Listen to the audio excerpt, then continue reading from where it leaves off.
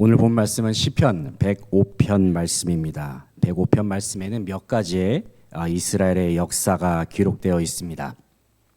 그 중에서 오늘 본문 말씀에 나오는 역사의 이야기는 하나는 요셉에 관한 이야기이고 또 한 가지 사건은 출애굽에 관한 이야기입니다. 먼저 이스라엘의 역사가 어떻게 시작되었는지를 생각해 보게 되면 하나님께서 아브라함을 부르신 대로 거슬러 올라갈 수 있습니다. 하나님은 많고 많은 사람들 중에서 아브라함을 택하셨습니다. 그리고 하나님은 아브라함과 언약을 맺으셨습니다. 그 언약의 내용이 이렇습니다. 그것은 아브라함이 고향과 친척과 아버지의 집을 떠나서 하나님께서 보여주실 땅으로 가면 그에게 땅을 허락하시고 자손을 허락하시고 복을 주시겠다는 언약이었습니다. 하나님께서 아브라함에게 허락하신 약속은 지난 역사 속에서 실제로 이루어졌습니다. 그의 아들 이삭을 통해서도 이루어졌고 또 야곱이라 이름하는 이스라엘을 통해서도 이루어졌습니다. 하지만 하나님께서 아브라함에게 주신 언약이 역사 속에서 성취되는 과정 속에는 수많은 어려움과 또 장애물들이 있었습니다. 주님께서 언약을 허락하시고 이루고자 하셨던 사람들, 아브라함, 이삭, 야곱, 하나같이 다 불완전하고 부족한 사람들이었습니다. 그들의 후손이라 할 수 있는 이스라엘 백성들은 어떻습니까? 그들은 수도 없이 하나님을 떠났고 우상을 섬기는 죄악을 반복해서 범했습니다. 성경을 읽어보면 우리는 아브라함과 이삭 그리고 야곱의 부족한 모습들을 우리가 찾아볼 수가 있습니다. 아브라함과 이삭은 두려움 때문에 자기 부인을 누이 동생이라고 그렇게 말하는 사람들입니다. 야곱의 인생은 그야말로 욕심으로 가득 차 있습니다. 또 하나님의 백성이라고 하는 이스라엘 백성들, 이들이 정말 하나님의 백성이 맞나 싶을 정도로 그들은 너무나도 완악하고 부족했습니다. 그런데 참 신기한 건 하나님께서 말씀하시고 약속하신 언약은 이스라엘의 역사 속에서 신실하게 이루어졌다는 것입니다. 물론 중간중간에 우여곡절이 많았습니다. 하지만 놀랍게도 하나님의 언약은 어떻게든 이루어져 나가는 모습을 우리는 성경 속에서 확인할 수가 있습니다. 하나님의 언약이 이루어질 수 있었던 이유가 무엇일까요? 아브라함, 이삭과 야곱이 언약을 이룰 만한 능력이 있어서일까요? 이스라엘이 하나님의 언약을 충성스럽게 그렇게 지키기 위해서 노력했기 때문일까요? 하지만 우리가 성경을 읽어보게 되면 그러한 모습을 쉽게 찾을 수가 없습니다. 그렇다면 하나님의 언약은 이스라엘 역사 속에서 어떻게 성취되었을까요? 그것은 그 언약을 이루시는 하나님이 전능하시기 때문입니다. 하나님이 전능하시기 때문에 하나님께서 그 능력으로 언약을 이루어갔던 것이죠. 동시에 그 언약을 이루시는 하나님께서 신실하시고 변함이 없으시기 때문입니다. 그렇기 때문에 하나님의 언약은 흔들림 없이 계속해서 변함없이 이어지고 있는 것입니다. 하나님의 전지전능하심을 우리는 어떻게 설명할 수 있을까요? 저는 하나님의 전능하심을 가리켜서 이렇게 표현하고 싶습니다. 말씀하시고 이루신다. 말씀하시고 이루신다. 저는 이것을 하나님의 전능하심이라고 말하고 싶습니다. 하나님께서는 사람에게 주님의 언약을 허락하시고 반드시 이루시겠다 말씀하셨습니다. 그리고 하나님께서는 사람을 통해서 그 언약을 실제로 이루셨습니다. 그런데 문제는 그 언약의 역사를 살아가는 주님의 백성들의 삶 속에는 때때로 고난과 어려움이 찾아온다는 사실입니다. 분명 하나님의 계획과 언약에 동참하면서 살아간다는 것은 매우 좋은 일이죠. 우리가 세상에 속하지 아니하고 하나님께 속한 자녀로서 살아가는 것, 정말로 분에 넘치는 영광이 아닐 수가 없습니다. 그런데 하나님의 뜻을 따르려고 하는 삶, 그리고 주님의 언약에 동참하는 삶 속에는 때때로 예상치 못한 어려움이 찾아올 때가 있다는 것입니다. 이 시간 잠시 인생 속에 다가오는 고난과 어려움에 대해서 생각해 봅니다. 우리를 힘들게 만드는 고난과 어려움, 도대체 어떠한 이유로 우리에게 다가오는 것일까요? 고난의 원인을 생각할 때에 때때로 고난은 자기 스스로의 죄악과 범죄로 말미암아 주어지는 경우가 있습니다. 하지만 어떤 경우에 고난과 어려움은 그 원인과 이유를 제대로 알 수가 없어요. 그 원인과 이유를 제대로 알 수 없는 순간에 고난과 어려움이 다가올 때가 있다는 것입니다. 만약에 우리가 원인과 이유를 알 수 없는 고난과 마주하게 된다면 그것만큼 답답하고도 어려운 일도 없을 것입니다. 왜 하나님은 나에게 이와 같은 고난을 허락하시는 걸까?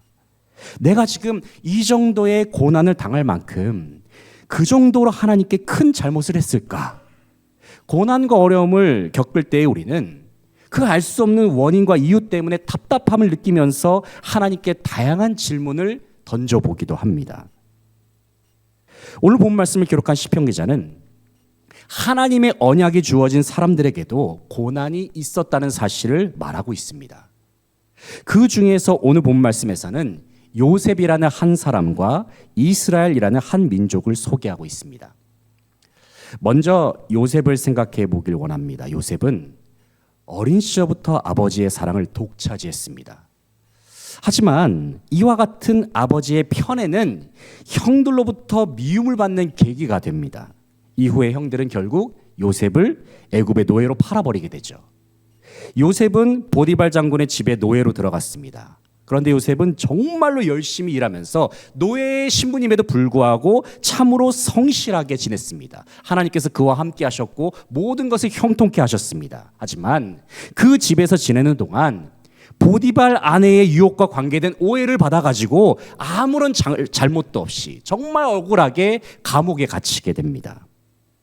요셉의 입장에서는 매우 억울한 일이었을 것입니다. 왜냐하면 요셉이 겪었던 일들은 자기 스스로의 잘못 때문에 벌어진 것도 아니고 자기 의지와는 아무런 상관없이 일어난 일들이기 때문입니다.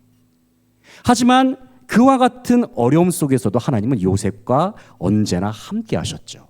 왜냐하면 하나님은 아브라함에게 허락하셨던 언약을 그의 후손인 요셉을 통해서도 변함없이 이루고자 하셨기 때문입니다. 그런데 오늘 본문 19절을 보게 되면 하나님께서 요셉에게 고난을 허락하셨던 이유를 시편 기자는 다음과 같이 밝히고 있습니다. 한번 19절 말씀을 같이 한번 읽어보겠습니다. 곧 여호와의 말씀이 응할 때까지라 그의 말씀이 그를 단련하였도다. 아멘. 방금 읽은 말씀에서 시편 기자는 하나님께서 요셉에게 고난을 허락하신 이유를 이렇게 밝히고 있습니다. 그것을 한마디로 말씀을 드리면 그를 단련시키기 위해서입니다. 다시 말해서 하나님께서는 그를 단련시키기 위해서 요셉의 몸과 마음을 더 강하게 하시기 위해서 그의 인생 속에 어려움을 허락하셨다는 것입니다. 어떤 면에서는 이해도 되지 않고 설명도 되지 않는 그러한 고난을 요셉에게 허락하셨습니다. 19절의 말씀처럼 고난의 이유가 정말로 그를 단련시키고자 하는 의도라면 하나님께서 보시기에 요셉은 왜 단련돼야만 했을까요? 왜 요셉은 더 강해져야만 했을까요? 왜냐하면 단련되고 성숙되고 강해질 때야만이 어려움을 이겨낼 수 있는 굳센 믿음을 가질 수가 있기 때문입니다. 또 단련되고 성숙되고 강해질 때야만이 하나님의 자녀다운 모습을 갖출 수가 있기 때문입니다. 그리고 단련되고 성숙되고 강해졌을 때에 그때부터 주님의 인도하심 가운데 기꺼이 기쁜 마음으로 순종하는 마음으로 동참할 수 있기 때문입니다. 우리는 창세기 50장 20절의 말씀을 통해서 하나님의 연단을 성공적으로 통과했던 요셉의 믿음을 확인할 수가 있습니다. 야곱이 죽었습니다. 그때 형들은 요셉 앞에서 두려움에 벌벌 떨고 있습니다. 하지만 애굽의 총리인 요셉은 자신의 형들 앞에서 다음과 같이 말을 하고 있습니다. 창세기 50장 20절 말씀을 같이 한번 읽겠습니다. 당신들은 나를 해하려 하였으나 하나님은 그것을 선으로 바꾸사 오늘과 같이 많은 백성의 생명을 구원하게 하시려 하셨나니. 아멘. 분명 형들은 자신을 해치려고 했습니다. 당시에는 분명 이해가 되지 않았을 것입니다. 그러나 요셉은 고백합니다. 하나님께서 나의 모든 고난을 선으로 바꿔주셨습니다. 그리고 요셉은 하나님께서 자신의 고난을 통해서 많은 백성들의 배고픔을 해결하려 하셨다, 이 사실을 깨달았습니다. 어떻게 요셉이 이러한 고백을 할 수 있었을까요? 왜냐하면 하나님께서 허락하신 고난의 연단을 통해서 요셉이 그만큼 성장했고 성숙했고 강해졌기 때문입니다. 만약에 우리에게 주어진 고난이 우리를 성장시키고자 하는 연단을 위한 것이라고 한다면 끝까지 인내함으로 견뎌낼 수 있기를 축복합니다. 그래서 요셉과 같은 믿음의 고백으로 주님 앞에 모든 영광을 돌려드릴 수 있는 저와 여러분의 삶이 되시기를 간절히 바라고 소망합니다. 이어지는 24절부터의 말씀을 보면은 이스라엘이 출애굽한 사건이 기록되어 있습니다. 요셉이 애굽의 총리로 있었을 때에 야곱의 가족들이 애굽으로 이주를 했습니다. 이스라엘의 후손들은 애굽 땅에서 크게 번성을 했습니다. 하지만 시간이 지난 후에 요셉을 알지 못하는 새로운 애굽 왕이 등장을 하게 됩니다. 그 후에 바로와 애굽의 방백들은 점점 번성하고 있는 이스라엘 백성들을 생각할 때에 큰 위기감을 느끼게 되죠. 그래서 당시에 그들은 이스라엘을 멸절시키기 위해서 다양한 정책을 시행하게 됩니다. 이스라엘 사람들에 대한 산하 제한 정책을 시행합니다. 또 이스라엘 사람들을 노예로 삼아서 그들에게 막대한 노역으로 고난과 어려움을 주고자 했습니다. 그런데 우리가 본문 24절, 25절을 주목해서 읽어보게 되면 놀라운 사실 한 가지를 확인할 수가 있습니다. 그것은 이스라엘을 번성하게 하시는 분도 하나님이시지만 이스라엘로 하여금 고난 당하게 하시는 분도 하나님이셨다는 사실입니다. 24절 25절 말씀을 같이 한번 읽어보겠습니다. 여호와께서 자기의 백성을 크게 번성하게 하사 그의 대적들보다 강하게 하셨으며 또 그 대적들의 마음을 변하게 하여 그의 백성을 미워하게 하시며 그의 종들에게 교활하게 행하게 하셨도다. 아멘. 24절 말씀 보시면 여호와께서 자기 백성을 크게 번성하게 하셨다. 사역동사를 쓰고 있죠. 그렇게 하셨다. 그의 대적들보다 강하게 하셨다. 이렇게 말씀하고 있습니다. 한마디로 말해서 이스라엘을 번성하게 하시고 강하게 하시는 분이 누구십니까? 하나님이란 사실입니다. 그런데 이어지는 25절 말씀 보더라도 비슷한 표현이 나오고 있어요. 그의 대적들의 마음이 변하게 하여, 변하게 하셨다. 그의 백성을 미워하게 하셨다. 누가? 하나님께서. 그의 종들에게 교활하게 행하게 하셨다. 이 무슨 말씀입니까? 이스라엘로 하여금 대적들에게 핍박을 당하게 하시는 분도 하나님이셨다는 말입니다. 그렇다면 하나님께서는 왜 이스라엘로 하여금 이와 같은 고난을 허락하셨을까요? 그냥 복 주시고 번성하게만 하셨어도 됐을 텐데 왜 하나님은 이스라엘에게 그와 같은 고통과 어려움을 허락하셨을까요? 왜냐하면 이스라엘은 자기들이 잘 되고 번영하는 것으로만 만족해서는 안 되는 존재들이기 때문입니다. 다시 말해서 하나님의 백성인 이스라엘이 살아가는 삶의 방식은 오직 하나님만 바라보고 하나님만 의지하는 삶이어야 하기 때문입니다. 이스라엘이 극심한 고난을 겪었을 때에 그들이 취했던 행동이 무엇일까요? 그것은 다름 아닌 하나님의 귀에 들릴 정도로 큰 소리로 탄식하면서 부르짖는 것이었습니다. 출애굽기 2장 23절을 보면은 이런 말씀이 있습니다. 이스라엘 자손은 고된 노동으로 말미암아 탄식하며 부르짖으니 그 고된 노동으로 말미암아 부르짖는 소리가 하나님께 상달된지라. 하나님께서 들으실 정도로, 하나님 귀에 들릴 정도로 이스라엘 백성들이 하나님 앞에 부르짖었다는 것이죠. 왜 그들이 부르짖었을까요? 왜냐하면 당시 그들이 처한 현실은 하나님의 도움이 없이는 아무것도 할 수가 없는 그저 막막한 광야와도 같은 상태였기 때문입니다. 하나님의 손길이 아니고서는 아무런 힘도 쓸 수 없는 그러한 상태였기 때문입니다. 그런데 아무것도 할 수 없는 무기력한 순간에 다 포기할 수밖에 없어서 그저 하나님만 바라볼 수밖에 없었던 그 순간이 오히려 하나님께서 본격적으로 일하시는 타이밍이 되었습니다. 하나님은 이스라엘 백성들의 부르짖음을 들으셨습니다. 그래서 하나님은 그들을 구원할 지도자로 모세와 아론을 세우셨습니다. 이제 하나님께서는 모세와 아론을 애굽의 바로 앞에 보내십니다. 그리고 하나님께서는 애굽 전역에 10가지의 재앙을 내리심으로 바로의 항복을 받아내시죠. 28절부터 36절까지의 말씀에는 하나님께서 애굽에 내린 재앙들의 내용들이 기록이 되어 있습니다. 그런데 본문의 내용을 우리가 읽어보게 되면 분명 애굽에 하나님께서 내리신 재앙이 몇 가지 재앙입니까? 제가 손가락을 10가지 재앙입니다. 그런데 오늘 본문에는 몇 가지 재앙만 기록이 되어 있을까요? 제가 지금 7을 가리키고 있죠. 7가지의 재앙이 기록이 되어 있습니다. 왜 시편 기자가 10가지의 재앙 중에서 일부만을 취사 선택을 해서 기록했는지 그 이유를 정확하게 알 수는 없습니다. 게다가 재앙의 순서도 출애굽기와는 다른 순서로 소개를 하고 있거든요. 그런데 우리가 본문을 통해서 분명하게 확인할 수 있는 사실이 한 가지가 있습니다. 그것은 본문에 기록된 7가지의 재앙 중에서 첫 번째 재앙으로 언급된 것과 마지막으로 언급된 재앙이 조금은 특징이 있다는 것입니다. 10가지 재앙 중에서 첫 번째로 언급되는 재앙이 뭐죠? 피재앙이죠. 피재앙. 그런데 오늘 본문에서는 첫 번째 재앙으로 무엇이 기록이 되어 있습니까? 흑암재앙이 기록이 되어 있어요. 28절을 보시면 여호와께서 흑암을 보내사 흑암재앙을 먼저 말씀하고 있죠. 그리고 마지막 재앙으로는 10가지 재앙에서도 장자 죽음 재앙인데 본문에서도 마찬가지로 장자 죽음 재앙이 기록되어 있습니다. 첫 번째로 기록된 흑암재앙은 애굽의 최고의 신이라 할 수 있는 태양신은 결코 존재할 수가 없다라고 하는 주님의 분명한 선언이 담긴 재앙입니다.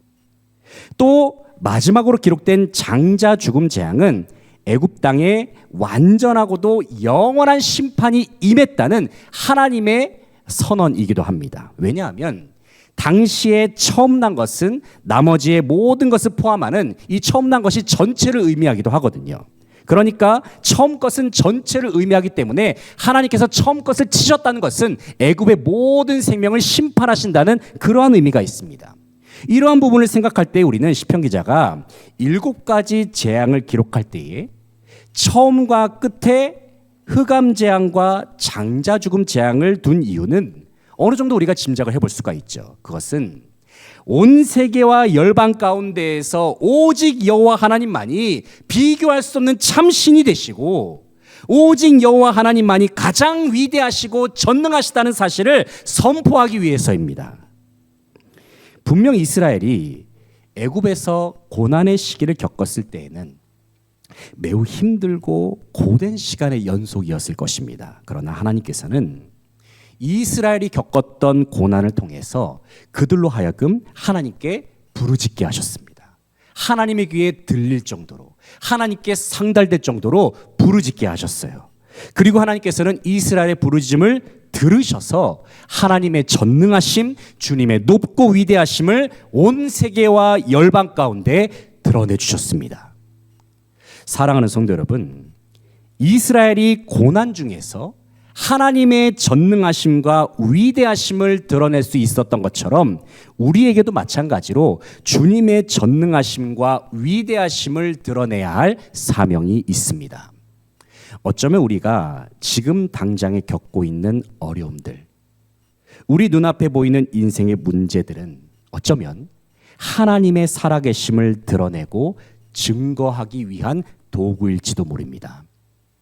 우리를 잘되게 하시고 번성케 하시는 분 당연히 하나님이시죠.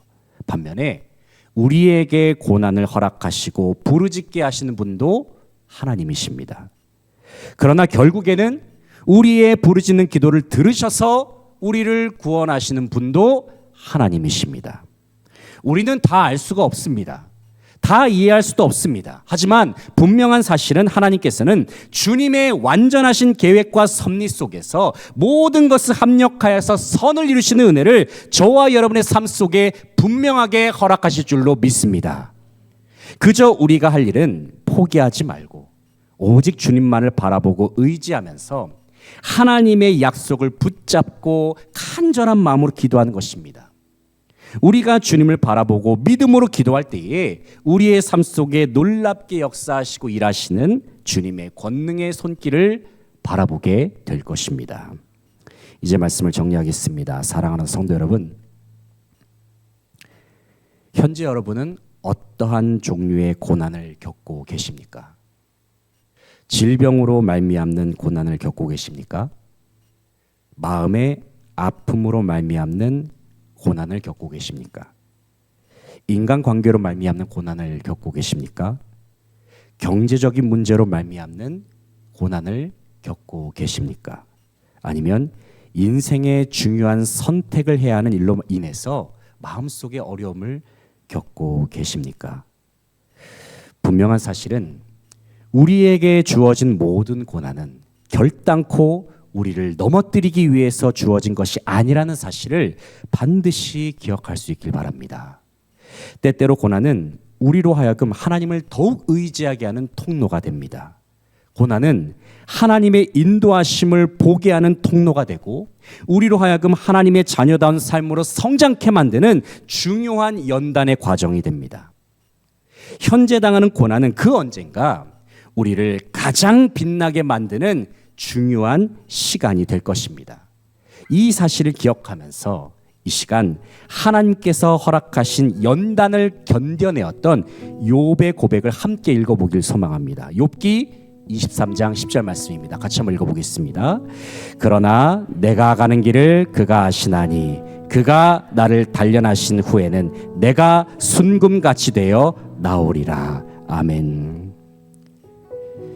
현재 당하는 연단의 고난은 우리를 가장 빛나고 가치 있는 삶으로 변화시키는 하나님의 계획인 줄로 믿습니다. 결국에는 우리의 삶을 찬란하게 빛나는 모습으로 변화시켜 주실 주님의 아름다운 계획과 섭리를 이 시간 바라볼 수 있길 소망합니다. 그래서 우리에게 예비된 주님의 계획과 때를 기다리면서 결국에는 모든 것을 이겨낸 모습으로 승리한 모습으로 주님께 모든 영광과 찬송을 돌려드릴 수 있는 사랑하는 모든 성도들의 삶이 되시기를 간절히 바라고 소망합니다.